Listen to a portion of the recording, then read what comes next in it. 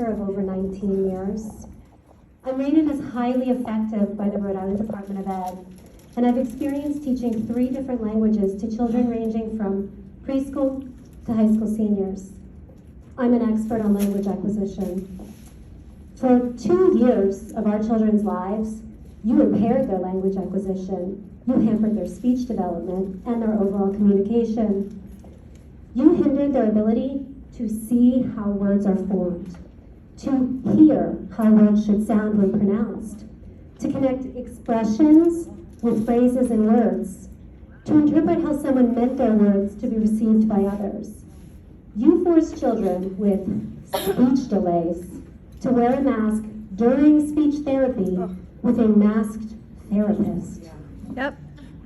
Seriously. These children who can't form words, how are they supposed to, who struggle to pronounce them, how are they supposed to learn from someone whose mouth is covered as they communicate? Communication isn't two-dimensional. Not only did you impair their ability to hear one another's words, but you removed their ability to communicate with their faces, their smiles, and their expressions. We're talking about developing children who haven't mastered these skills yet. In fact, in 2022, on the heels of 2 years of you forcing masks on our children, CDC did something that it hadn't done in nearly 2 decades.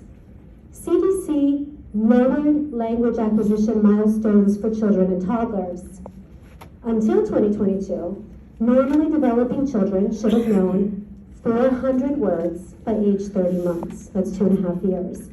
They changed it to 50. We went from 400 to 50. Why do you actively disregard the temporal relationship between prolonged forced mask wearing and massively reducing language development milestones? I have hardly scratched the surface on the harm you've caused. Your prolonged, continuous, forced, ineffective mask mandates wreaked havoc on our children's mental health and socialization. I saw it. You isolated them from one another. You blocked their faces for 2 years. You impaired social connections. You stunted social development. You impaired facial recognition.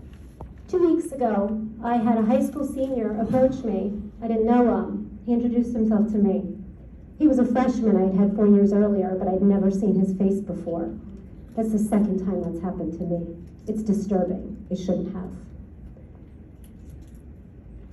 You weakened their connections with one another and with the adults in their lives. When the mask mandates finally lifted in March of 2022, I finally started to see their personalities emerging again. Many of my students described mask use as isolating. They felt alone, they had trouble communicating, they couldn't read expressions, and they had difficulty making friends. Mandates also empowered adults to bully children. I witnessed it. I know of several overzealous teachers' aides in South Kingstown that scolded and punished elementary school kids, kindergartners, if they so much as momentarily pulled their mask away to catch a breath. That wasn't happening to adults. Some even scolded children for touching their mask. I'd like to quote an 8th grader from Chariho Public Schools in her public comments to RIDE in February of 2022 when we finally dropped the mandates. What she told RIDE was, and I quote, "When asked how masks make me feel, the words anxious, alone, confused, tired, headache-ridden, breathless, and panic-stricken come to mind. These emotions are real. Please prioritize us and allow us the option of taking these dirty, damp, disgusting masks off our faces so we can develop normally in society." End of quote. And you want the power to do this to them again? Why? The Rhode Island Superior Court has established that mask mandates cause irreparable harm to children. Why are you willing to cause irreparable harm to children? Last month, I requested your benefit cost analysis of a potential mask mandate. You sent it to me. I'd like to quote it. "The only potential cost of the regulation, if implemented, would be a slight increase in the labor required by RIDOH to produce memoranda and other documentation that would be required. That's your analysis?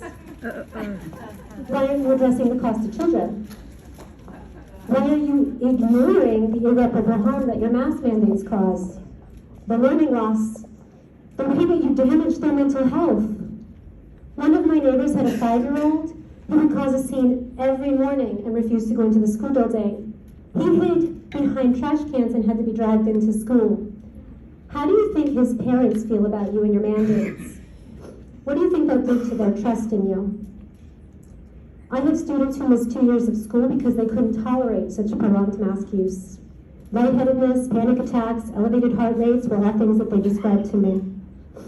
Children with cleft lips and palates and other facial surgeries, children with asthma and other respiratory conditions, children with sensory sensitivities were excluded from school due to their inability to wear a mask for 35 plus hours a week. We made athletes exercise in masks. Who knows the long-term effect of reducing oxygen levels and raising their heart rates for prolonged periods? We still don't know what that's going to do to their health.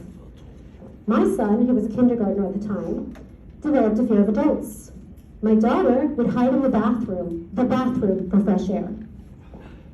They were constantly expecting to be scolded. This was done by adults not acting in the best interest of our children, and they were empowered by you.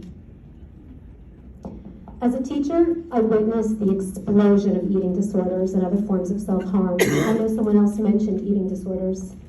Suicide attempts, depression, fear, loneliness. I've seen emotional breakdowns in front of peers. They can't even get professional help because there aren't enough professionals to help them. I witnessed a staph infection in a 1st grader in the shape of a mask.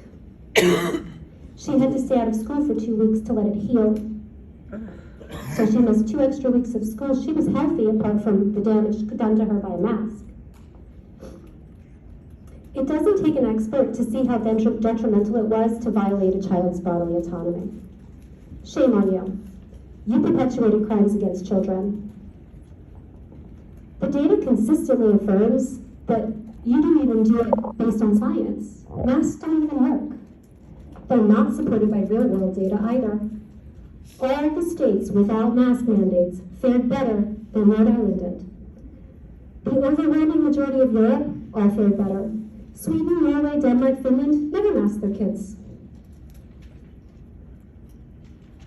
Our children do need protection, but it isn't from a virus with that poses almost zero risk to them. They need protection from a weaponized health department who recklessly inflicts harms on children, ignores science and real-world data, and willfully disregards their well-being.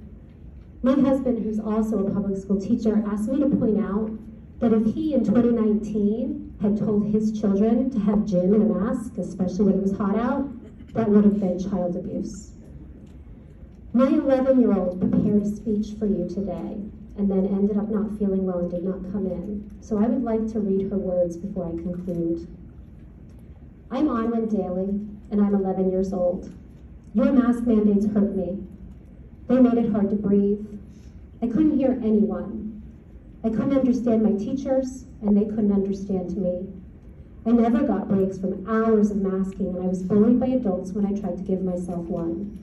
I couldn't make friends because I couldn't even see my friends. You forced us to cover our faces. I had to exercise in a mask. It hurt my body, and it made it even harder to breathe. Have you tried to have gym in a mask when it's 95 degrees out? In June of 2022, this is not my daughter's words, in June of 2022, we had a 0.3% COVID rate and a heat wave, and our schools are not air conditioned. I watched our children pulling sweaty, wet masks away from their faces. You waterboarded them. You literally suffocated them for hours on end. That was not in their best interest.